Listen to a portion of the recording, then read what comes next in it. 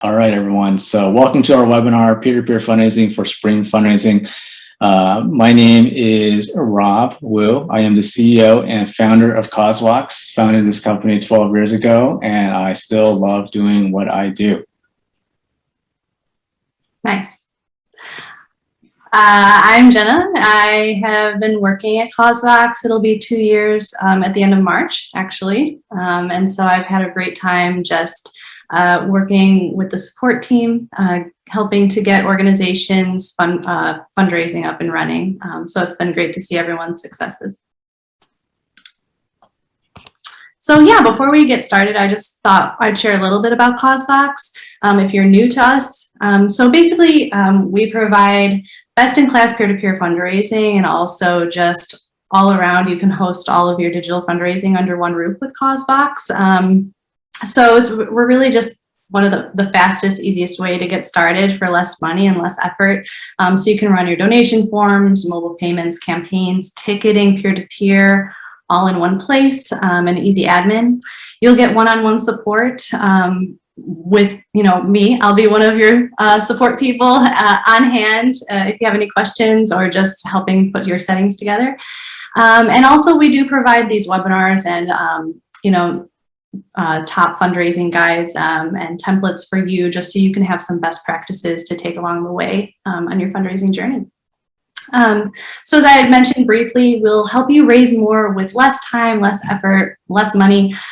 So we remove all the clunky, complex software or maybe like outdated buttons like PayPal buttons that are on your website. And so we can give you a streamlined donation form that is easily embeddable, no IT or anything. You can just embed it right into your website and you'll get all these great features that are listed here. You can get Pledge Now, Pay Later. You've got your crowdfunding, event ticketing, peer-to-peer fundraising. And so then I think the next slide is more about, modernizing your donations. So that was something I was alluding to. You can embed the donation form right on your website, and you will have, it's equipped with Apple, Google Pay. You can also have your donor accept credit card payment or PayPal. So just giving your donors more ways to pay, just more flexibility in the ways that they pay, more flexibility in the frequency in which they're giving, so they can give one-time, monthly recurring gifts, or even pledge gifts. And they have all these choices right on one form. And so we'll send the automatic donation receipts. Those are completely customizable, so you can write them up to tax-deductible standards, and also give your donors the option to cover any processing fees. And then lastly, before we dive into peer-to-peer, we have hands-free peer-to-peer fundraising. And so we're going to talk more about that through the rest of this webinar. But just high-level understanding, basically we help you default everything in the back end, and then provide a really clear, easy way for fundraisers to sign up and just manage their own fundraising within COSBOX. So it's kind of like an all-in-one tool. It's all mobile optimized, whether it's our donation forms or our peer-to-peer pages. So yeah, really looking forward to talking about all the things you can do with peer-to-peer. So throughout the demo, we'll be chatting a lot about COSBOX and how organizations are using the platform for their fundraising. So if you want, you can always at any time use our demo link to schedule a demo. We'll be chatting with yours truly. I'll just put the chat or the link right in the chat there. And whether you want to watch the recorded demo or a live demo with me, I'm happy to share some insight and get you started on COSBOX. And so I'm going to hand it back to Rob. Alrighty, thanks, Jenna. So with the session today, it's going to be about 30 minutes. We will have a time for Q&A that lasts about 5 to 15 minutes, depending on how many questions people have. So as we go through the session on peer-to-peer fundraising, if you do have any questions, you don't have to remember it. You could just type it into the chat box or the Q&A box. And then at the end of our session, we'll go through that and help answer any questions that have been asked.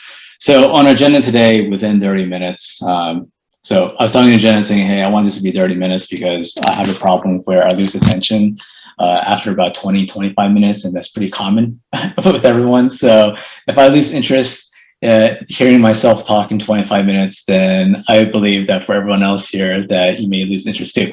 So I want to give some really quick tips over here. That's right, Chad. I am a squirrel. So with the session agenda, we'll go over some building blocks of peer-to-peer fundraising. There are 4 fundamental building blocks that help you achieve success when it comes to peer-to-peer, and we'll talk through that. We'll talk about different types of peer-to-peer fundraising, just 2 general categories, and then we'll dive down to some common examples. Jenna will take you over some real-life peer-to-peer fundraising campaigns right now. So you can take a look to see what other organizations are doing, what she loves about it. I'll give my color commentary as well. And so you can take away some tactical best practices as you think through your peer-to-peer fundraising campaign and strategy. And lastly, we have a bunch of resources we're going to throw at you and then go into the Q&A. So our insights when it comes to peer-to-peer, as I mentioned before, I'm one of the founders of COSBOX. So started this thing 12 years ago, and I've seen just thousands of peer-to-peer campaigns across hundreds of thousands of personal pages.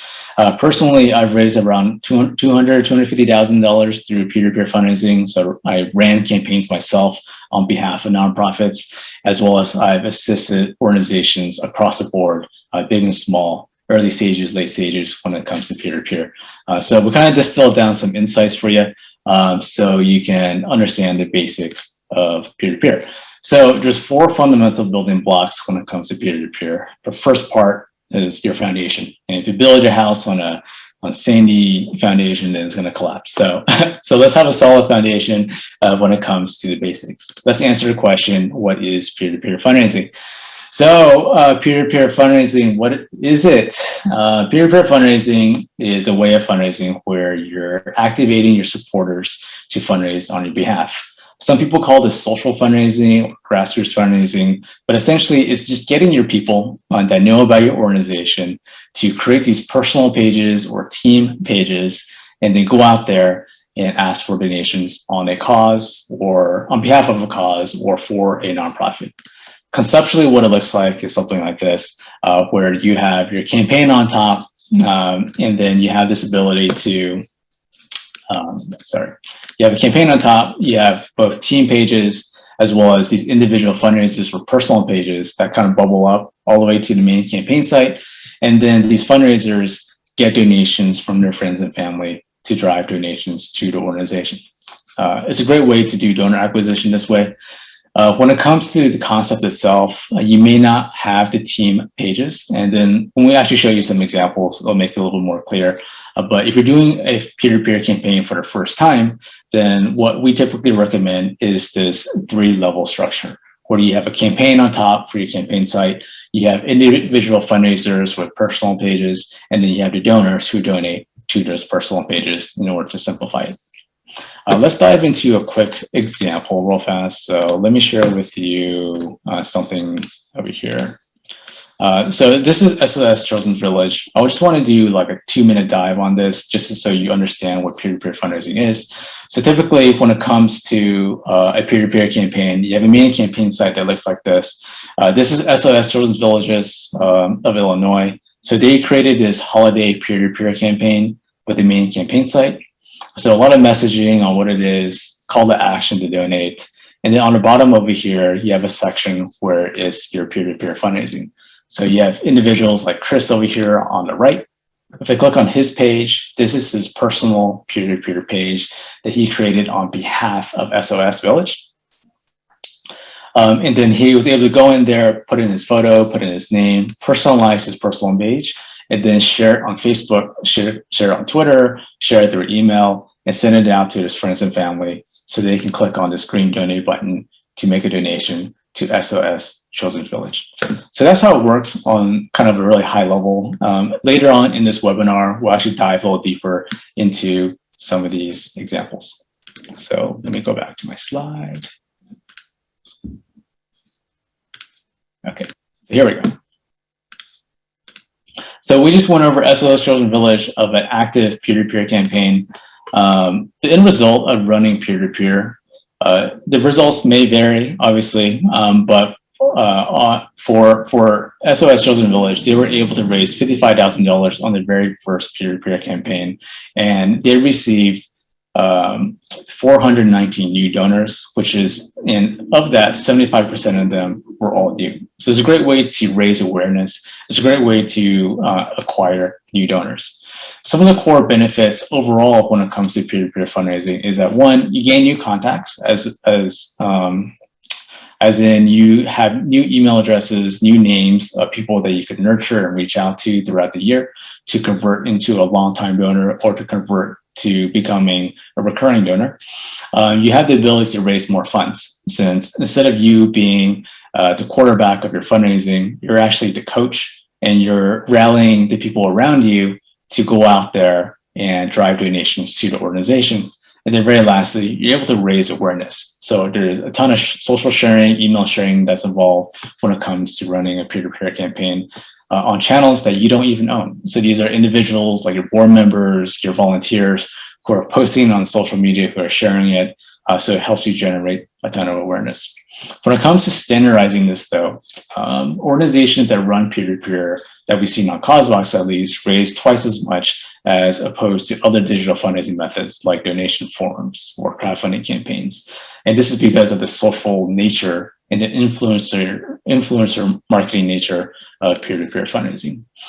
This is Amy. She's the director of development of SOS Chosen Village, and she said that peer-to-peer fundraising, running it for the first time, was actually easier than she thought, and she was able to get different generations of supporters to create these pages, and they found it really easy. So if you're thinking about, hey, my support network or my base is typically an older generation, and Amy's really saying, hey, you can actually activate anybody with the same ease.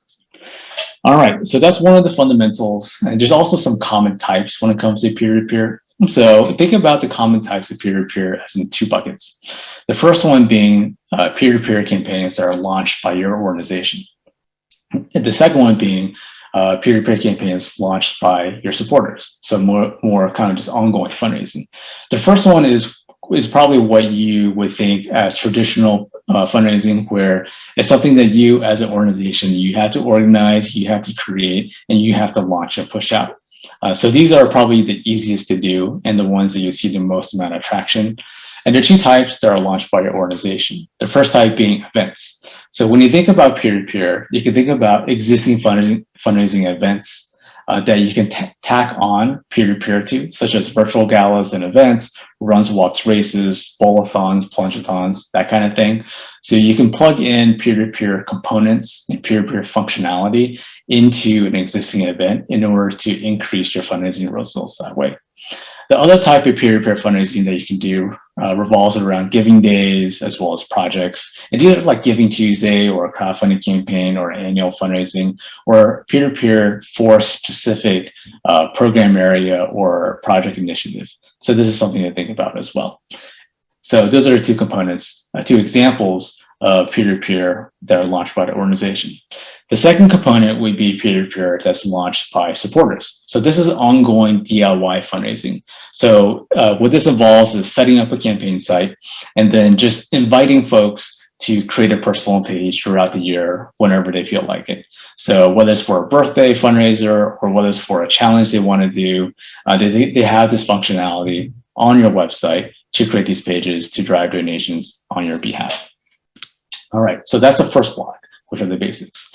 Let's talk about the second block when it comes to the fundamentals of peer-to-peer, which is your fundraising platform.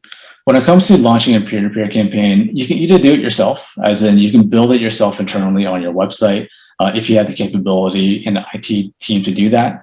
Or what you can do is you can find a third-party solution. COSBOX, we are one of the third-party solutions, but there are a host of other solutions out there that you can look at.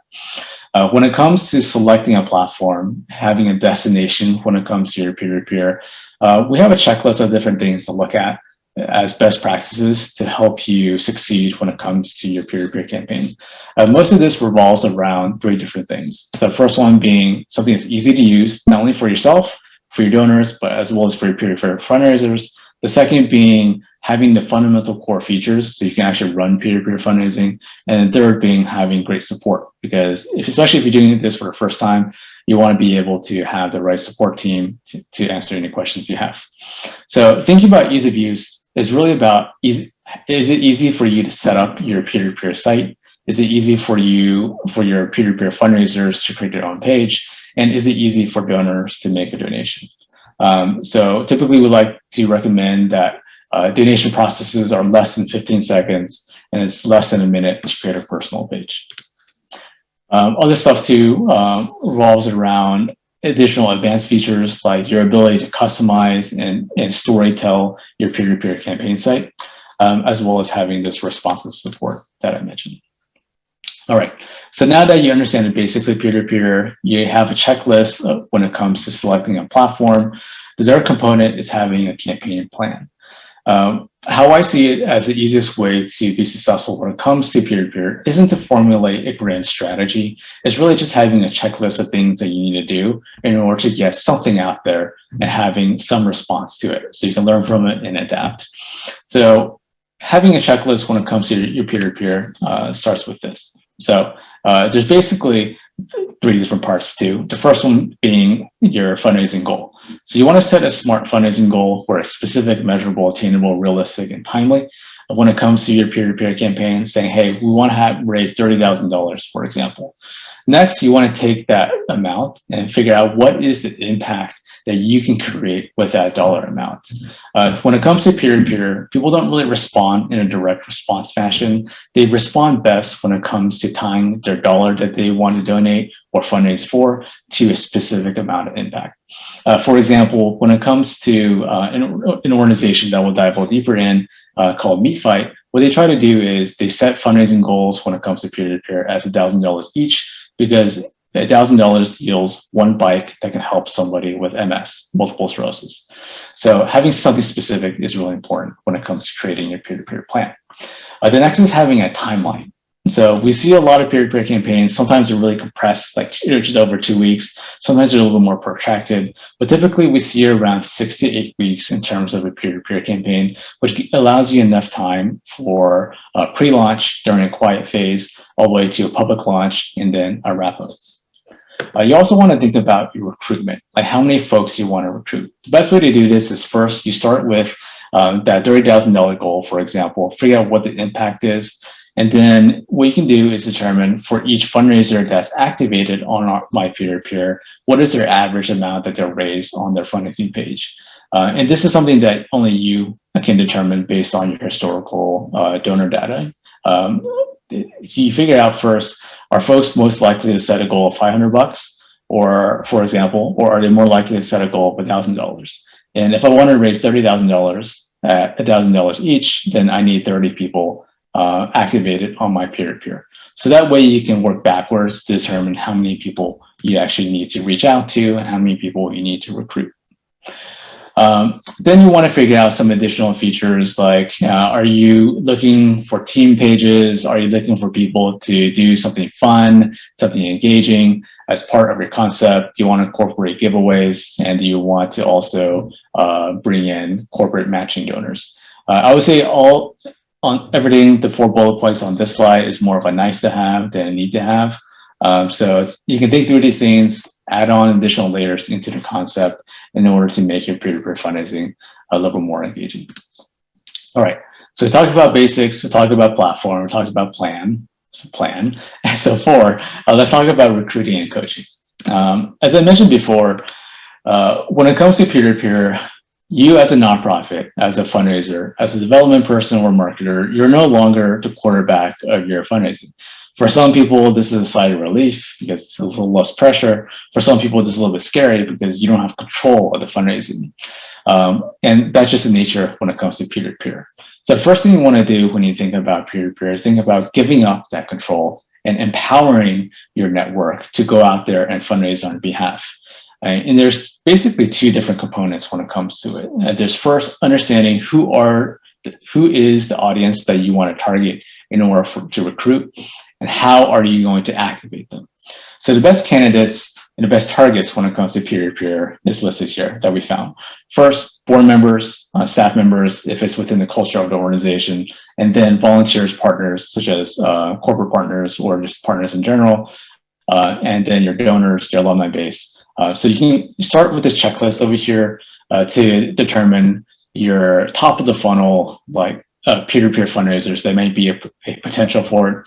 And then you can use what we just talked about when it comes to your recruitment numbers in order to determine how many people that you need to activate. Some quick tips on recruitment is you always want to start with the soft launch phase, where for about 2 weeks, a week or two, you kind of do this private peer-to-peer campaign. We're getting your board members, we're getting your top level donors to create these pages, to go out there and ask their friends and family. So you can really seed the campaign with some activity. So after you launch it publicly, then people see, hey, there's a lot of people doing things. And you have this social proof and this bandwagon effect where then your mid to late adopters would jump in and create these personal pages. Also, something to note too is that the first 2 weeks after your public launch, that's when you'll get the most amount of peer-to-peer fundraisers.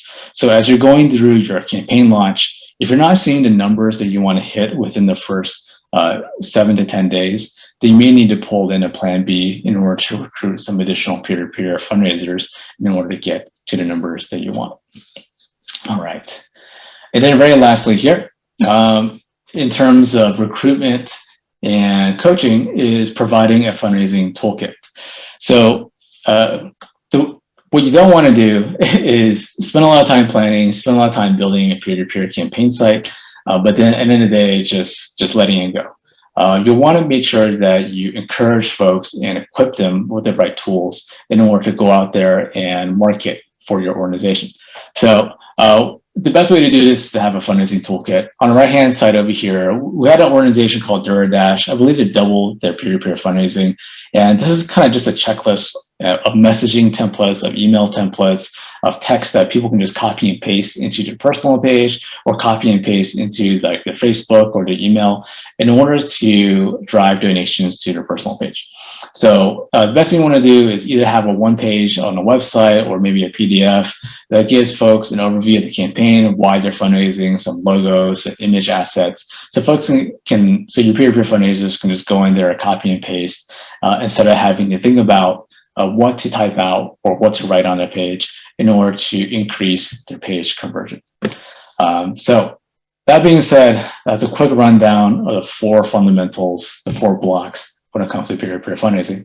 What Jenna is going to go over next is actually taking some of these concepts and showing you what it actually looks like as a quick dive into a few peer-to-peer campaigns. Cool, thanks. This is going to be the quickest dive we've ever dove into. So anyways, that was a lot of info. If you have any questions, you can feel free to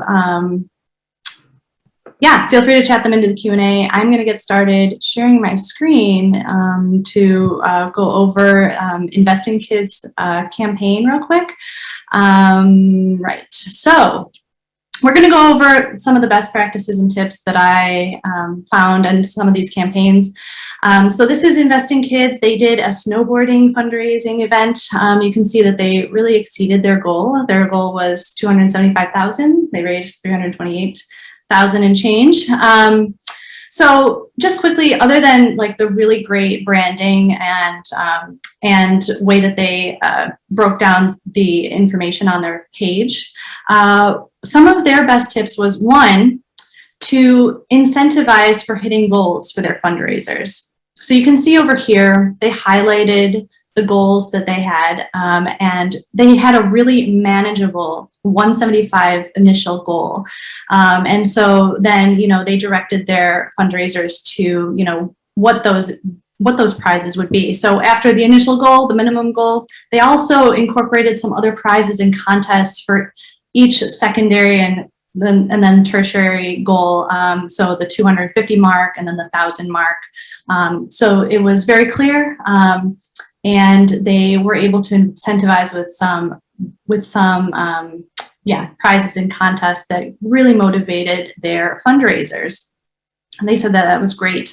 The second thing that they mentioned being a really great practice would be to incorporate any corporate matching.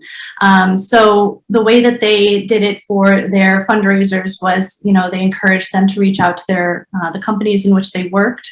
And then once the fundraiser submitted proof that the corporate match was going to come in, Investing Kids just added it as an offline donation and gave that fundraiser credit, so that they could have credit for that corporate match, and they're now eligible for their prizes.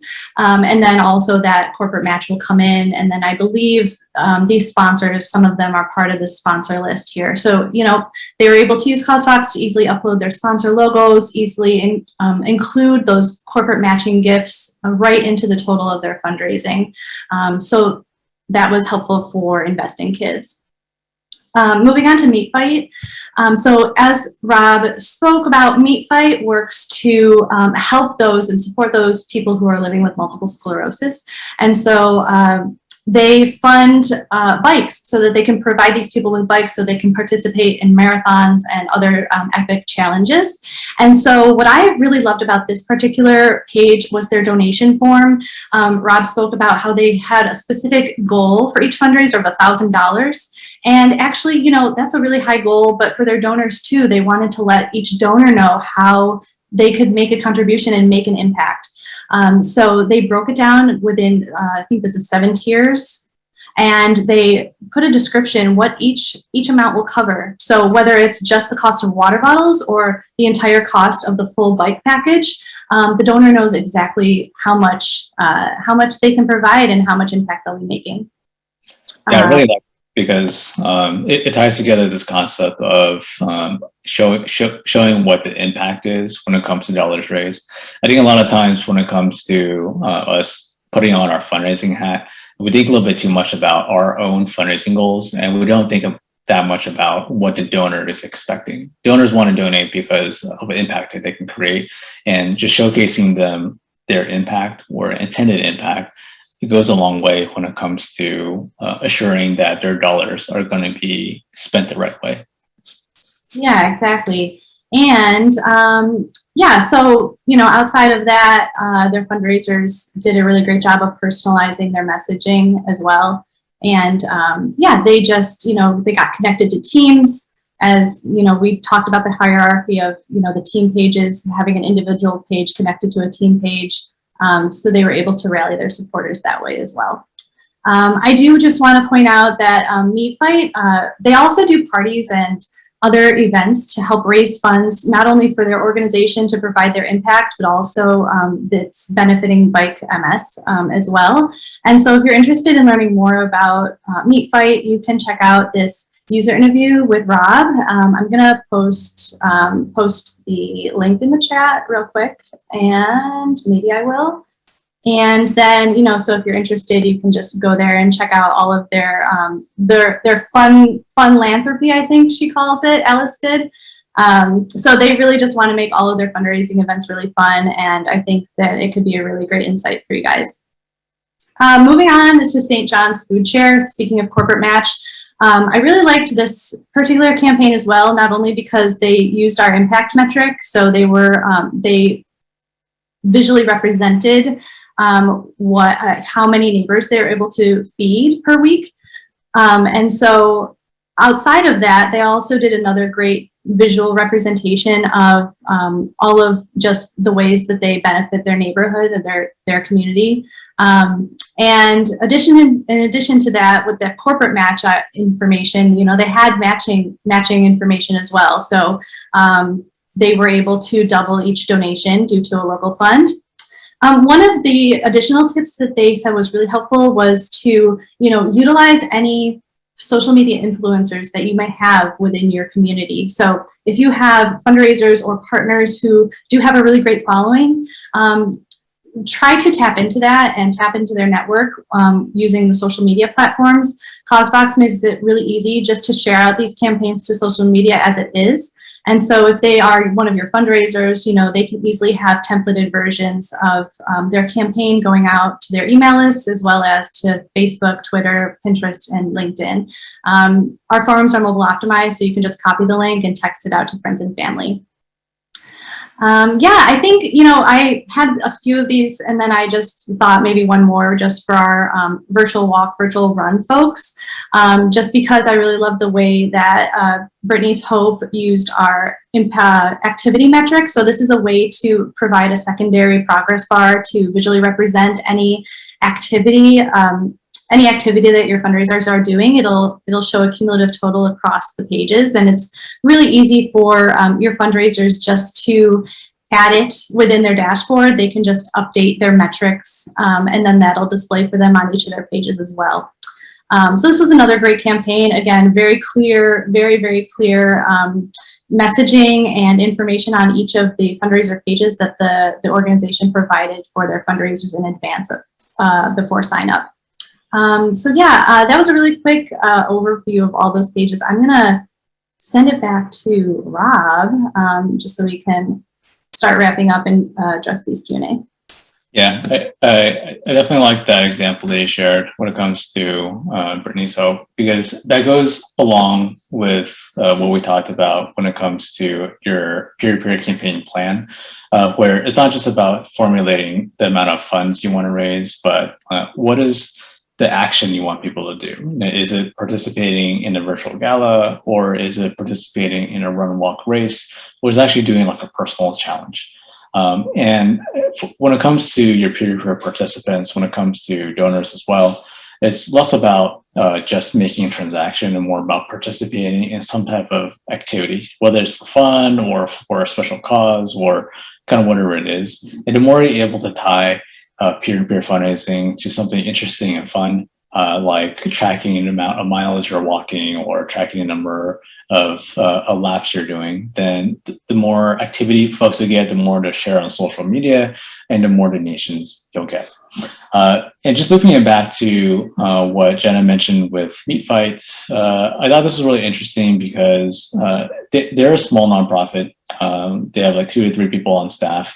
And what's interesting is that when they experimented with peer-to-peer fundraising for the first time as well, they were able to raise $100,000. And the reason why is because, well, they had a great platform like us, but they did a great job of making fundraising fun.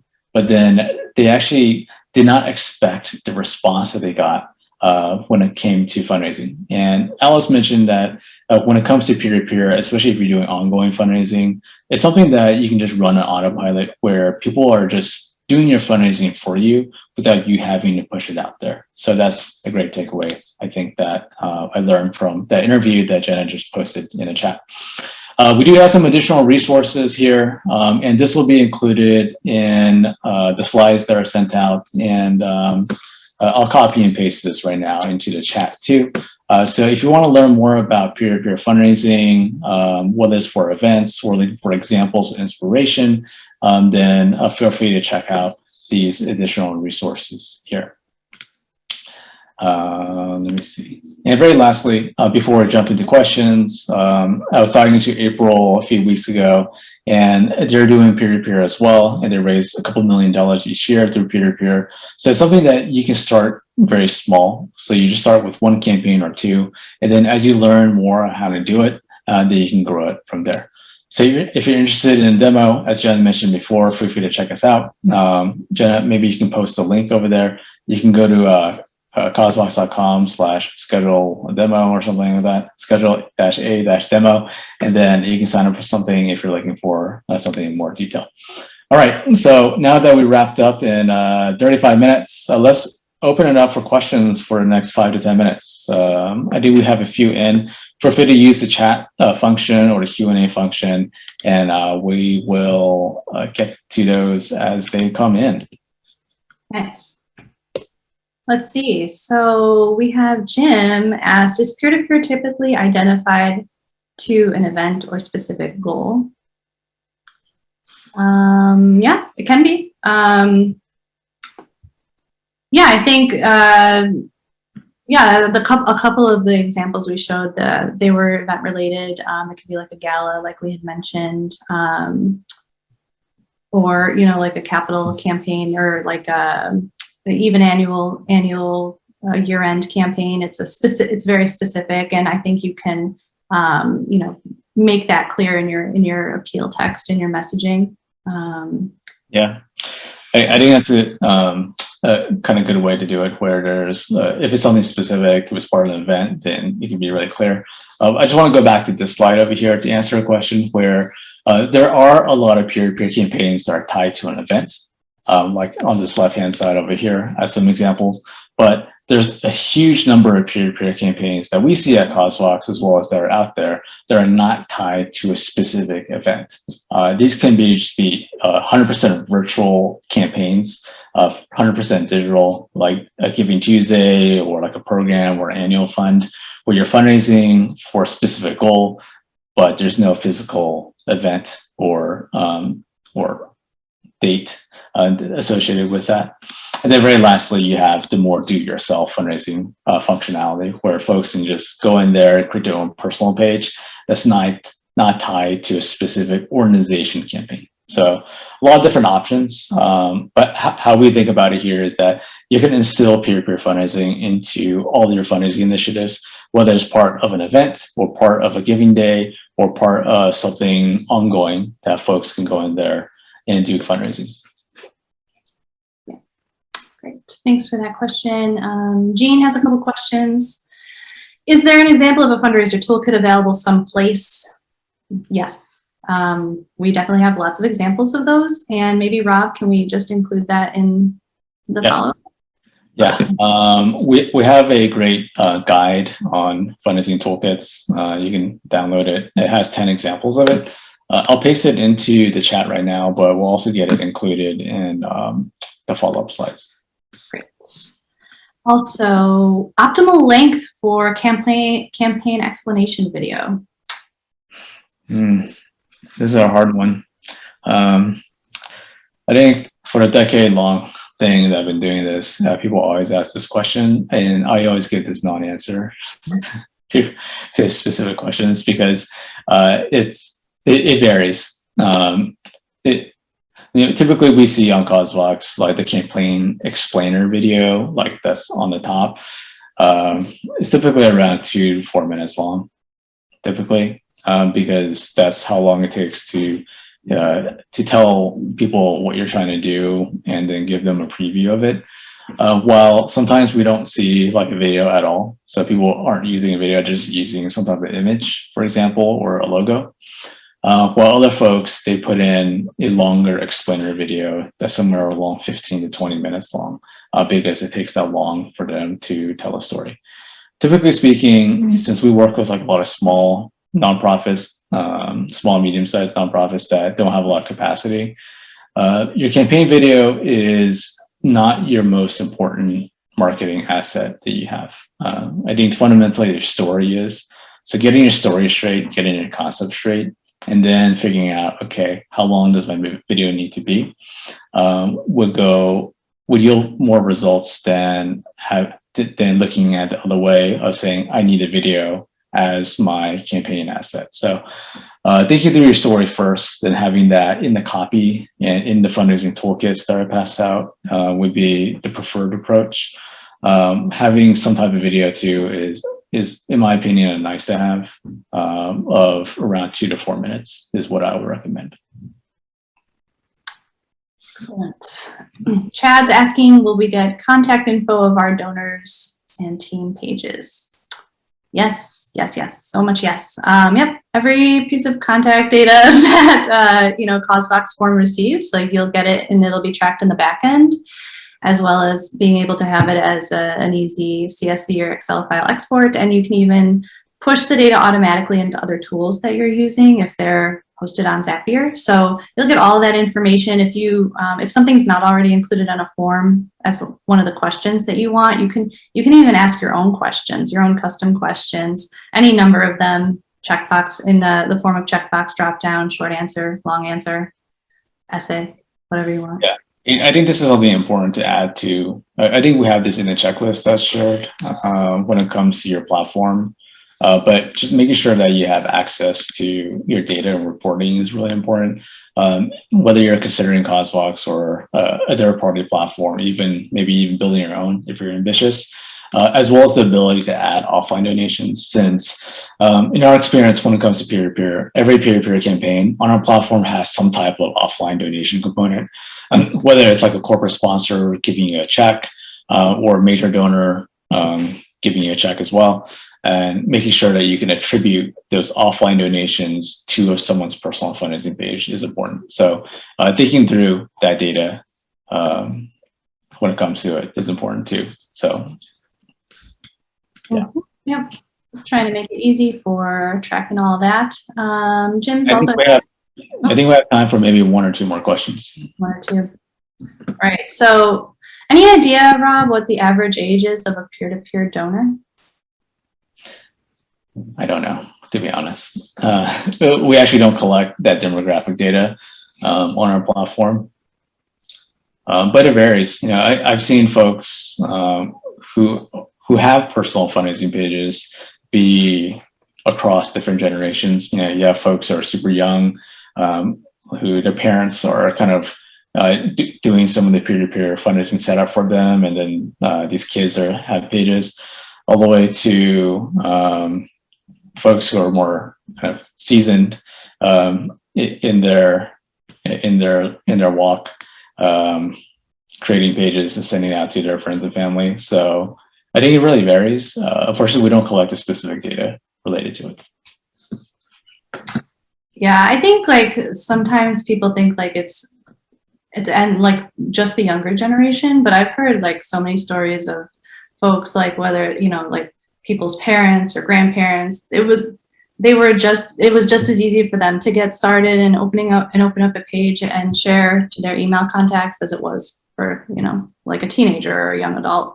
Yeah. I just want to go back to this quote from Amy, where we shared her peer-to-peer example, where she mentioned that I had all generations and levels of users.